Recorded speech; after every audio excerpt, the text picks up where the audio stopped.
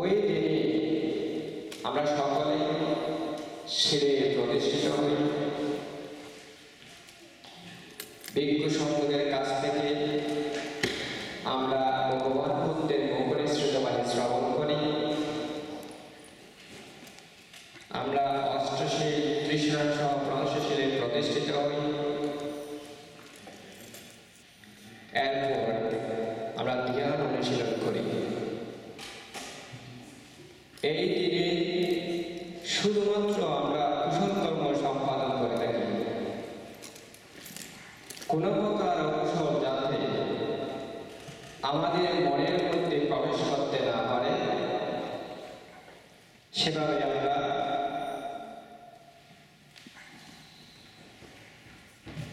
এই বুদ্ধ পূর্ণিমা পালন করে থাকি।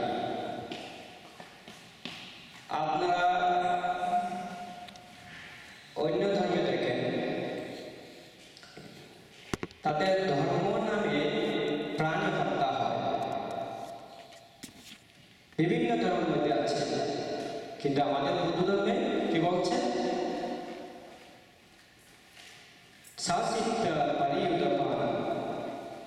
নিজের চিত্তকে পবিত্র বিশুদ্ধ করতে হবে এবং বিশুদ্ধ পবিত্র মনে যখন আমরা এই বৈশাখ সেলিব্রেশন করে থাকি, এটাই হচ্ছে একমাত্র বৈশাখ সেলিব্রেশন অর্থ। বৈশাখ ফেস্টিভ্যাল যখন বলবে, ওই ফেস্টিভ্যালের মধ্যে মদ পান করা হয়, প্রাণী হত্যা করা হয়, বিভিন্ন অকুশল কর্ম সম্পাদন করা হয়। সেজন্য আমরা বলতে পারি না বৈশাখ ফেস্টিভ্যাল। যখন বলবো বৈশাখ সেলিব্রেশন, আমাদের মন সবসময় রাখতে হবে পবিত্র বিশুদ্ধ মন। একতা, মৈত্রী, করুণা, মুদিতা, উপেক্ষা। এই একদিনে যদি আমাদের মনটা ব্রহ্ম বিহারের মধ্যে থাকে, তখন আমরা সত্যিকারী বুদ্ধ পূর্ণিমা উদযাপন করেছি। আজকে যে বিষয় এই মহতী পুণ্য অনুষ্ঠানে আমি উপস্থিত হয়েছি, সেটা হচ্ছে পরিত্রাণ প্রার্থনা। এখন এই পরিত্রাণ প্রার্থনা আপনারা সকলে জানেন, সুন্দরভাবে আপনারা পাঠ করেন। এখানে বলেছে কি, বিপত্তি প্রতিপাহায় সর্ব সম্পত্তি সিদ্ধিয়া সর্ব দুঃখ বিনাশায় সর্বভয় বিনাশায় সর্ব দুঃখ বিনাশায় সর্বান্তরায় বিনাশায় সর্ব উপাদান বিনাশায় ভাবে দীর্ঘায়ুদায়ক চিত্তা ওজু কারিত্বানা পরিত্রাণ বোধমঙ্গলা। বিপত্তি প্রতিপাহায় এর অর্থটা কি? আমাদের এই অঙ্গ দম জীবনে বিপত্তি বুঝতে হবে। সর্ব সম্পত্তি সিদ্ধিয়া, সর্ব অর্থ সকল। সম্পত্তি যখন বলবো, সম্পত্তি সিদ্ধিয়া সিদ্ধি হওয়ার জন্য। আবার সম্পত্তিকে যদি আমরা আরো একটু ক্লাসিফাই করি, এখানে তিন প্রকারের সম্পত্তির কথা বলা হয়েছে। একটা মনুষ্য সম্পত্তি, মনুষ্য জন্ম লাভ করা গৌরব। আপনি যখন ত্রিপিটকে ফোকাস করবেন, দীর্ঘ নিকায়, মধ্য নিকায়, সংযুক্ত নিকায়, অঙ্গুত্র ভগবান বুদ্ধ ভিক্ষু সঙ্গতে সবসময় বলেছেন, মানুষ লাভ দুর্লভ, মনুষ্য জন্ম লাভ করা বড় দুর্লভ। তাই মনুষ্য জন্ম এক প্রকার সম্পত্তি। 2 নম্বর সম্পত্তি হল স্বর্গীয় সম্পত্তি। আমরা এই মনুষ্য জন্মে যখন দেহ ত্যাগ করব, আমরা কেউ নিশ্চিতভাবে বলতে পারবো না আমরা স্বর্গবাসী হব। ভগবান বুদ্ধ বিভিন্ন উপমা দিয়ে বললেন, স্বর্গবাসী হওয়া বড় দুর্লভ, অত্যন্ত কঠিন। তাই স্বর্গীয় সম্পত্তি এক প্রকার সম্পত্তি। নির্বাণ সম্পত্তি ভাবনা যদি না করে নির্বাণ লাভ করতে পারবে না, ওইটা আরো কঠিন। যদি ভাবনা করি তাও ভাবনা করলে হবে না। আমার শিরের বাড়ি লাগাতে হবে, দানের বাড়ি লাগাতে হবে, ভাবনার বাড়ি লাগাতে হবে। তাও এই মনুষ্য জীবনে জন্ম থেকে আজ পর্যন্ত সব সময় কুশল কর্ম করে যাচ্ছি। ওইটাও যদি সাধন না করে অতীত জন্মে খারাপই আপনার, অতীত জন্মে খারাপই যখন থাকবে, বর্তমানের খারাপই যখন থাকবে, অতি শীঘ্রই আপনি আর্যপদ লাভ করতে পারবেন। অর্থাৎ শ্রোতাপত্তি, সংকেতাগামী, অনাগামী এবং অনাগত, এই সাইটটিকে বলা হয় আর্যপদ। তাহলে কয় প্রকার সম্পত্তির কথা বলেছি? 3 প্রকার। মনুষ্য সম্পত্তি, স্বর্গীয় সম্পত্তি এবং নির্বাণ সম্পত্তি। এই 3 প্রকার সম্পত্তিকে বলা হয়েছে কি? সাব্বা সম্পত্তি সিদ্ধিয়া। এখন সাব্বা দুঃখ বিনাশায়, এটা বর্তমানে দুঃখ। আপনারা হয়তো বলবেন, সংসারের মধ্যে অনেক দুঃখ আছে, স্বামী স্ত্রীর সাথে ঝগড়া তাও দুঃখ, ছেলে মেয়ের সাথে ঝগড়া তাও দুঃখ, সমাজের মধ্যে অনেক ঝগড়া তাও দুঃখ। সেরকম দুঃখ নয়। এখানে সাব্বা দুঃখের মধ্যে 4 প্রকারের দুঃখের কথা বলা হয়েছে। মৃত্যুর পরে প্রেতলোকে জন্ম দুঃখ, মৃত্যুর পরে অসুর লোকে জন্ম দুঃখ, মৃত্যুর পরে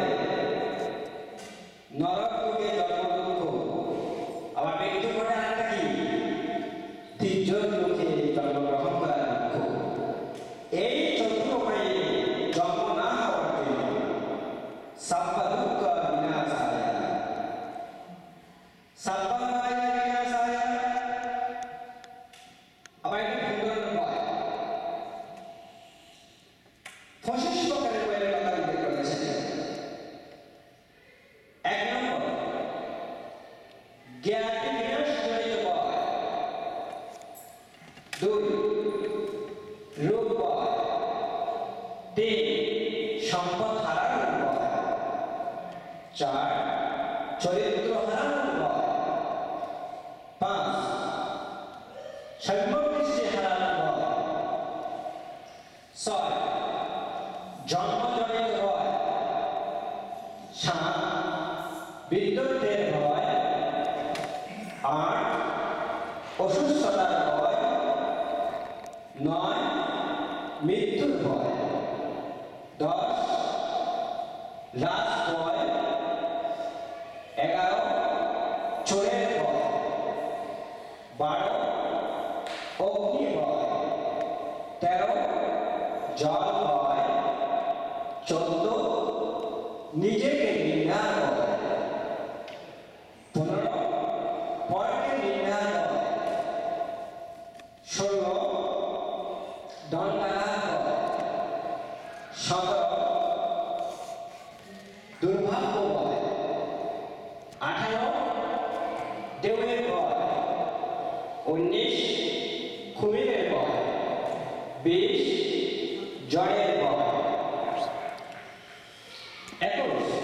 এলিগেটর অর্থাৎ কুমির জাতীয় প্রাণী বয়। 22 জীবিকার বয়, 23 দুর্নামের বয়, 24 পরিষদের বিরুদ্ধে বয় এবং সর্বশেষটা হল মদ মন্থরা সাব্বা বায়া বিনাশ। ঠিক আছে, এখন সাব্বার মুখা বিনাশ আমাদের এই শরীরের মধ্যে 96 ভাগ আছে।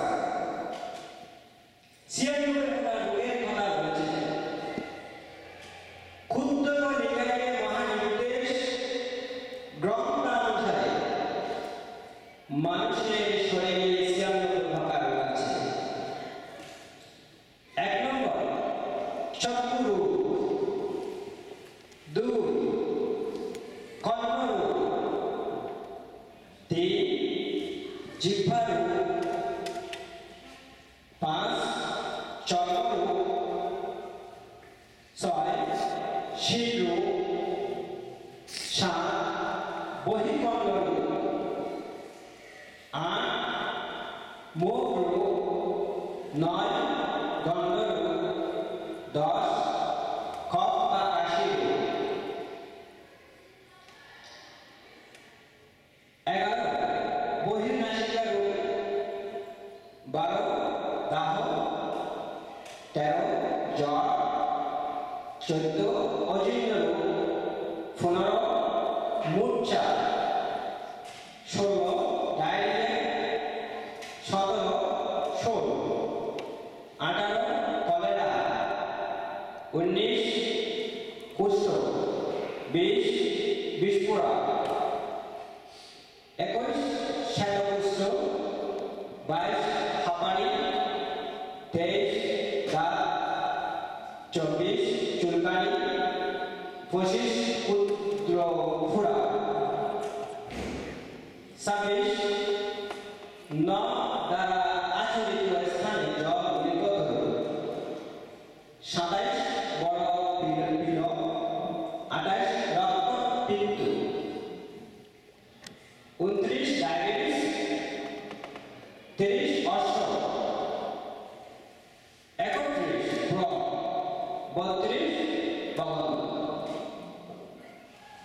এখন পিত্ত সামর্থ্য অর্থাৎ উক্ত 32 প্রকার রোগ পিত্ত সমস্যাজনিত কারণে হয়ে থাকে। সামর্থ্য অর্থাৎ উক্ত 32 প্রকার রোগ সমস্যাজনিত কারণে হয়ে থাকে এবং সর্বশেষ বাত সামর্থ্য অর্থাৎ উক্ত 32 প্রকার রোগজনিত কারণে হয়ে থাকে। সেহেতু 32 গুণ 3 96 প্রকার রোগ আমাদের এই শরীরের মধ্যে আছে। তাই বলা হয়েছে সাব্বা রোগা বিনাশা। এখন সাব্বা সমস্ত প্রকার অন্তরায়।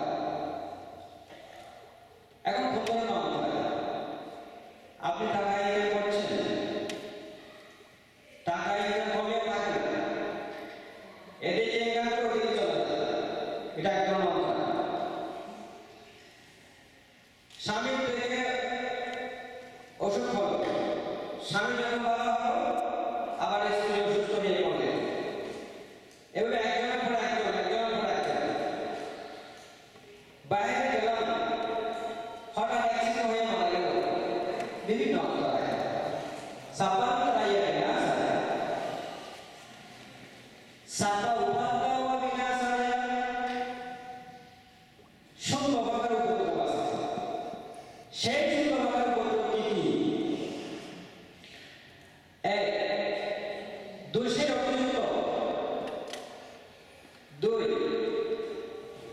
শ্রেণী দ্বারা বন্ধন, 3 রশি দ্বারা বন্ধন, 4 হাত ধরা দ্বারা বন্ধন, 5 বেত্র দ্বারা বন্ধন, 6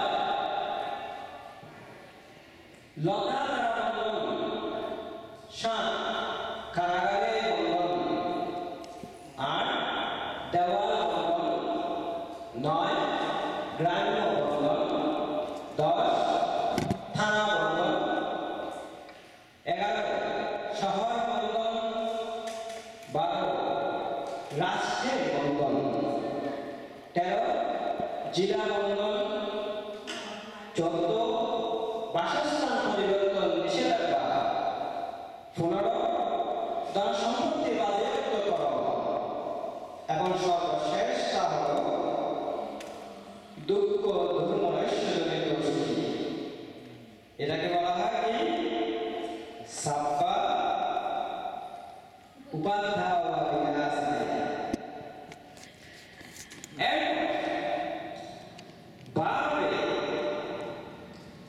দীর্ঘায়িতায়িকা এখানে 3টি শব্দ একত্র করা হয়েছে। এটাকে যদি আমি এক একটা অর্থ বের করি, বাপের জন্ম জন্মান্তরে, শুধু এক জন্মে নয়, জন্ম জন্মান্তরে, দীর্ঘা দীর্ঘা যোগ আয়ু যোগ দায়িকা, দীর্ঘ আয়ু দায়ক, এই তিনটাকে একসাথে করা হয়েছে। অর্থাৎ জন্ম জন্মান্তরে দীর্ঘ আয়ু দায়ক হওয়ার জন্য ভগবান বুদ্ধ যখন মহাপরিনির্বাণ সূত্র রচনা করলেন, ঋষিপদ বিজ্ঞানী ওই সূত্রের মধ্যে প্রথমে কি রচনা করেছেন? দুঃখ দুঃখ দুঃখ দুঃখ। সুতরাং যত প্রকার দুঃখ আছে সব ওই প্রথম একজনের মধ্যে ঢুকে গেছে। 2 এই দুঃখটা কিভাবে উৎপন্ন হয়? দুঃখের কারণটা কি? কিভাবে দুঃখ উৎপন্ন হয়? তৃষ্ণা। এখন আপনারা প্রার্থনা করছেন বাবার কাছে কি? জন্ম জন্মান্তরে দীর্ঘ আয়ু হওয়ার জন্য। আমার মতে এটা তৃষ্ণার মধ্যে পড়েছে। তবে আমি আপনাদেরকে বলছি, আপনারা আমাকে বলতে পারেন। আমার মতে আমি যা বলেছি এটা তৃষ্ণার মধ্যে পড়েছে, সেজন্য আমি গ্রিন কালার দিয়েছি। এখন নিচেরটা চিন্তা, অর্থ কি? চিত্ত। উজু সদা করে কারা বলছেন? আপনারা আমাকে বলছেন না? এটা কথা বলেছে বলেন না? আপনারা আমাদেরকে অর্ডার দিচ্ছেন, বান্দে আপনাদের চিত্ত সোজা করে পরিত্রাণ পরিত্রাণ ব্রুতা বলো মঙ্গল, অর্থাৎ শুভপদ মঙ্গল পরিত্রাণ বান্দে আপনাদের চিত্ত সোজা করে আমাদের উদ্দেশ্যে পাঠ করো। তাই আমি এটা কি গালা দিয়েছি? Red colour. কারণ এটা কর্কশ ভাষার মধ্যে পড়ছে। আপনারা এই সম্বন্ধে বলছেন আপনাদের চিত্ত সোজা করে আমাদের উদ্দেশ্যে পরিত্রাণ প্রার্থনা করুন। গ্রিন কালার যেটা সেটা আপনারা গ্রহণ করতে পারেন, খাওয়ানো করতে পারেন। কারণ বুদ্ধ বংশের মধ্যে 2টি কথা আছে, ডু সামথিং এক্সপেক্ট সামথিং। এটাকে বলা হয় পুণ্য ক্রিয়া।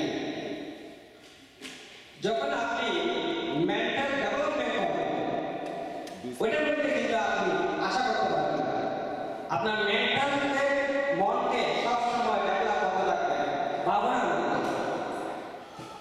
এখানে একটা কুশল কর্ম আর একটা পুণ্য কর্ম। পুণ্য কর্ম মানে ডু সামথিং এক্সপেক্ট সামথিং, কিছু কিছু আশা করবেন, তাহলে আপনি এটা বলতে পারবেন। তাহলে আপনি ভাবে কেউ জায়গা বলতে পারবেন, কারণ আপনি কিছু করবেন আপনি আশা করবেন। যদি কুশল করবেন থেকে চিন্তা করেন, শুধু মন ভাবনার মাধ্যমে আপনি আশা করবেন না, মনকে যত প্রকার কৌশল আছে ওই সমস্ত কৌশলকে আপনি দমন করবেন, সমস্ত কৌশলকে বর্জন করবেন এবং মনকে পরিশুদ্ধ করে সামনের দিকে প্রস্তুত করবেন নির্বাণ দর্শন করার জন্য। যারা কিছু আশা করবেন তাদের জন্য গ্রিন কালার বাপের দিকে বলতে পারবেন কোনো আপত্তি নেই, কিন্তু রেড কালার যেটা দিলাম এটা আপনাদের পাপ হবে। কেন হবে? চিন্তা চিত্ত উজু সোজা করে কারিত্ব করে আপনাদের চিত্তকে সোজা করে আমাদের উদ্দেশ্যে পরিত্রাণ প্রার্থনা সূত্র পাঠ করুন। এখন আমি কিভাবে আমার পরিত্রাণ প্রার্থনা সাজিয়ে দেখেন, আপনারা বলে সবাই বিপাতি পাতিবাহায়া, বড় করে বলেন বিপাতি পাতিবাহায়া সাবা সম্পত্তি সিদ্ধিয়া সাবা দুঃখা বিনাশায় সাবা বায়া বিনাশায় সাবা রূপা বিনাশায় সাপান্তরায় বিনাশায় সাবা উপদ্রব বিনাশায় পরিত্রাণ বোধমান। এটা হচ্ছে